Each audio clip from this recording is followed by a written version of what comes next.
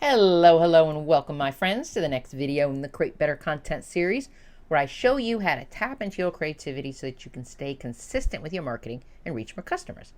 My name is Penny, and I'm going to guide you through this content development process to teach you how to create engaging content to post, social media, email sequences, sales pages, all of that stuff that we call content.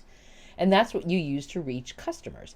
And if you want to learn more about creativity and how this can help you develop your content marketing plans, I would love to see you hit that button below and subscribe to this channel. And below in the description box, there are several links.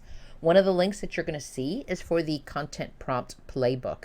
If you've been struggling to figure out what to post and you're trying to use ChatGPT and it just feels like it's just giving you like the same thing over and over again, I think the problem isn't so much ChatGPT, it's the fact that you're not asking the right questions. So the content prompt playbook is going to help you work through how to actually talk to ChatGPT so it gets what you need and helps you write better marketing messages. Another link that you're going to see is that you can join us in the Marketing Strategy Collective program. I talk about this all the time. This is my group program with a whole bunch of extraordinary small business owners, just like yourself, who want to get together and need to get some help with your marketing. So we work together in a supportive group online space on Patreon. We meet once a month on a Zoom call. You'll get in-depth strategic workbooks to help you work through the training topics that we do every single month. So the links are below. You know what to do to learn more. Alrighty then, let's jump into today's video. I want to talk about SEO. So I want to still talk about SEO because here's where I want to land today. For those of you who are sitting here wondering, why do some businesses pop up on Google when I search, but others don't? So how am I supposed to get my business to show up when people nearby, especially people nearby, are looking for the work that I do? If this is a question that you've asked yourself, if this is something you've thought about, you are going to love today's video episode because I want to break this down. I want to talk about SEO, specifically Google.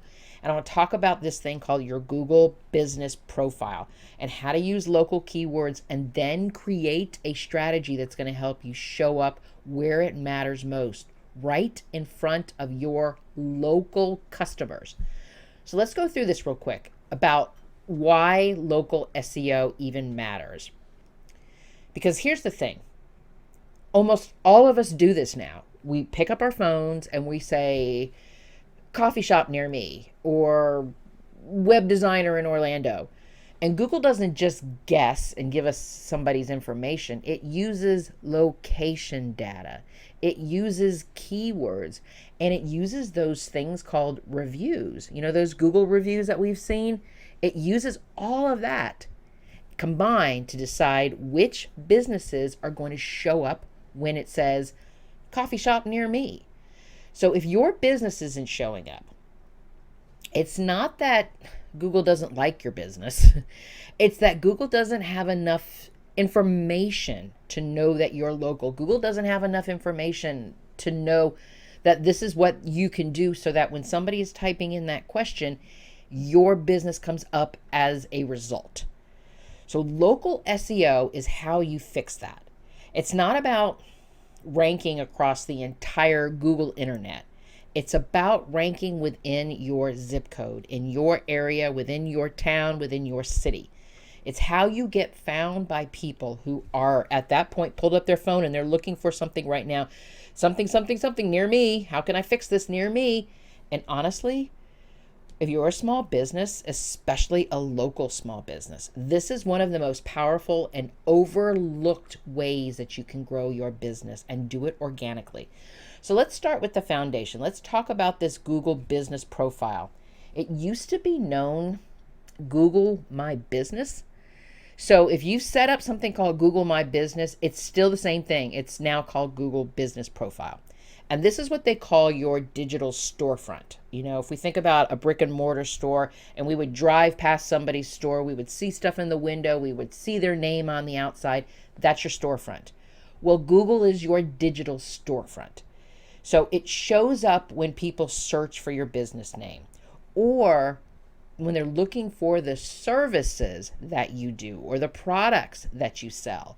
So what I want you to do is, if you have not done this before, or if you do have this set up, go back into this and make these changes that I'm going to share with you today.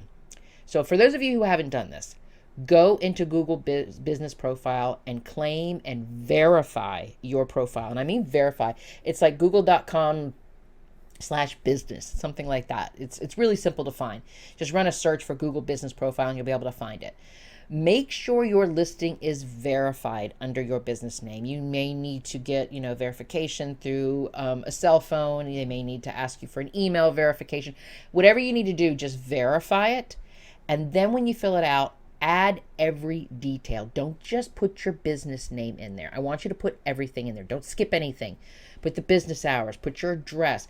If you don't have an address, if you're the type of business that just shows up to other people's homes with consulting, then you need to make sure that you put something in there that says call for an appointment. Put your phone number in there, put your website in there, put the description of your services, your products, what it is that you do. Put photos in there, especially of work that you've done.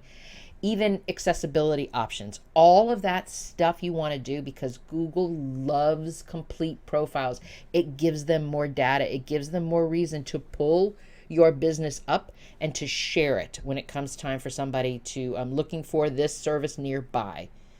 And when I want you to think about your description, there's a description there where you can put business description.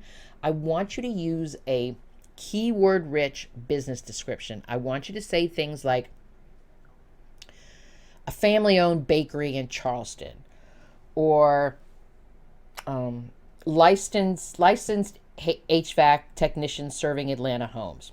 Those local phrases are good because it talks about family-owned bakery. So somebody's looking for a bakery, and then I put the word Charleston in it. So family-owned bakery in Charleston, you're going to show up. Licensed HVAC tech in Atlanta. So you see how those keywords would come in. So if I'm running a search on something like that, I'm going to pull up HVAC. I'm going to pull up Atlanta. Those are local phrases that you want to put into your business description. And then once you set this up, don't just ignore it. Add regular updates. Think of it like social media.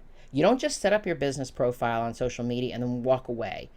You want to make sure that Google knows that you're active, even if it's just writing, updates like, okay, now we're open on Saturdays, or you just finished another project. Now we're adding this new service. Now we've got this new product. Anything you can do to continue to do regular updates, do it. And upload new photos often. Google is tracking this activity, and photos, especially those that are tagged with local information, signal that your business is still thriving, is still active, and when somebody is looking for you, this is a signal to Google to say, pull this business up. This is a good business. And if you don't know what I mean by location info tagging, there's a thing in your smartphone's camera. Look for the word geotag, and this geotag is going to geotag your photos. That means location tagging your photos, and that location data helps reinforce your business's local presence. So think about that. Okay, let's also talk about keyword strategy. So the next thing I want you to do is I want you to think about local keywords that tell Google where you are and who you're serving. You can use them everywhere. Think about how you can put them on your website homepage and your services page. If you write blog posts, put it in your blog posts and your social media your bios, all of that kind of stuff, the description areas. We want you to think like your customer. So if somebody would ask, what would someone near me search for if they needed what I do? Let me say that sentence again. That was really important. So when you're thinking about your keywords, you're going to ask yourself, what would somebody near me search for if they needed what I do? What is somebody typing into Google? Those are the location phrases that you want to use, like wedding photographer in Charlotte, personal trainer in New York, bookkeeping services for small businesses in Tampa. You see how that got real specific about the actual service and the location? Those are the phrases that you want to put on your home pages and your blog and your social media buyers, all of those kinds of things. That's the stuff that Google is picking up. So the structure that you're looking for is you just want to say your service or product plus a city or region. So maybe you're, and I want to say region because some people, talk about in the Tri-County area or, Orange County or, like something like that. If that's how you express yourself, then don't limit yourself to just the cities.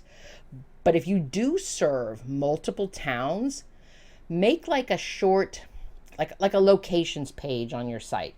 And if you put that locations page, you can mention each one of them. So that way you don't have to say bookkeeping services for one city, bookkeeping services for city 2, bookkeeping services for city 3. You can just do like an about page. And at the very bottom of that about page, you can list, we serve these cities. And so that's going to, when you put those locations on your site and you mention each one of them, this helps you cast a wider net with Google without sounding spammy because, who's going to go to your webpage and go bookkeeping services for one city, bookkeeping services for city 2? That's kind of silly. Nobody's going to read that. And Google's not going to get that either. So I want you to think about it from that place. So put those things into your content, into things like your website where Google's going to pick it up. So now the last thing I want to talk about are these things called Google reviews. And Google reviews is the real secret. This is the SEO secret sauce. And this is what's going to help you show up because Google trusts what other people are saying about your business more than what you're saying. I get it because we could say we're the best, greatest, amazing thing in the world. But if other people are coming in with reviews and giving us a 1-star, giving us bad reviews, just because we say we're good doesn't mean we're good. So start making reviews a part of your regular marketing routine. Every time you go to a customer, every time you finish a project, every time you sell something, ask every happy customer for a review. Send them a link. You can get it right inside your Google business profile. There's an actual link that you can send it where you can make it easy and you can send them a note with it and saying, hey, it would mean a lot if you shared your experience or however you talk, use your own words, and respond to every review, whether it's good or bad, because Google is watching for engagement. And when you reply, it shows you're active and it shows that your business is still thriving. You're still paying attention to what's going on around you. And if it's a bad review, just for your own sake, you might want to just reach out to them and find out what happened, because there's a good way that you can maybe fix this before a bad review turns into, what's that expression? If something really good happens to us, we tell like 1 or 2 people. Something bad happens to us, my goodness, we're shouting from the rooftops and telling as many people that'll listen. So if you don't want bad reviews to go past just a Google review, reach out to them and leave them a message and see if there's any way that you can talk to them. Okay. I went off tangent there for a little bit. Let's get back to the reviews. And I want you to think about it from that place though too, because I want you to highlight your best reviews. You can even put them on your website or utilize them and repurpose them on social media, because when you've got these Google reviews, it builds trust, especially with new people who are kind of on the fence and they're just like, should I hire them? Should I work with them? But when they read the reviews and they see all these people who say amazing things, it gives them the incentive to want to work with you. And it gives them a reason to pick up the phone and call you or to go to your website and to sign up for an appointment. Because over time, these consistent reviews, not only do they look good for your business, it actually helps you climb higher in a local search result. Because Google loves trusted, active businesses. So let's connect this all together. First off, what I want you to do is make sure for your local SEO, you've got your Google business profile filled out, because the profile is your online storefront. This is how people can find you.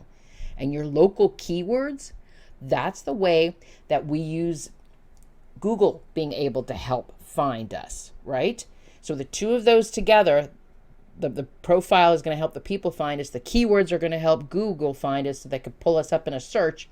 And your reviews are going to prove that you are one of the people that make the decision. That your reviews prove, I'm trying to say that sentence and it's not coming out right. Your reviews will show why you're the person to contact, why you're the business to reach out to, why you're the one worth finding. And when you combine all three of these, the profile, your keywords, and your reviews, that is a local SEO based system. And it's going to keep working long for you, even after like social media ads stop running. Because the beauty of SEO is that it's marketing that keeps working even when you're not. Your SEO works when you're sleeping. Your SEO works when you're on vacation. Your SEO works when you're on the job. Your SEO is working for you, especially when you have it set up right. So if you've been wondering how to get found by customers, especially those in your local area, start with these 3 steps. Do your Google business profile, update your info and your keywords, and then start speaking Google's language and find a way to connect with it and make sure that your reviews are going and that you can continue to show up. Your business can show up on Google. Because trust me, your local customers are searching for you, and they're searching for you even right now on their phone. Do these 3 steps and make sure that they can actually find your business. So thank you for joining me today. If this episode gave you some ideas to start learning new skills for your marketing, I would love to see you hit that like button and then hit the share button and share this with another business owners. And if you're looking for step-by-step process to develop your SEO strategy, this month in the Marketing Strategy Collective, our workbook is going to be packed with tools and prompts to help you build your content creation. I want you to stop working in a solo bubble and work in a collaborative space and get that help you need with your current marketing efforts. You see the link below. You know what to do to learn more, to get the marketing help you need to see that real growth in your business. Because you are magnificent, my friend. And let me be the first to say, I'm proud of you. Until next time.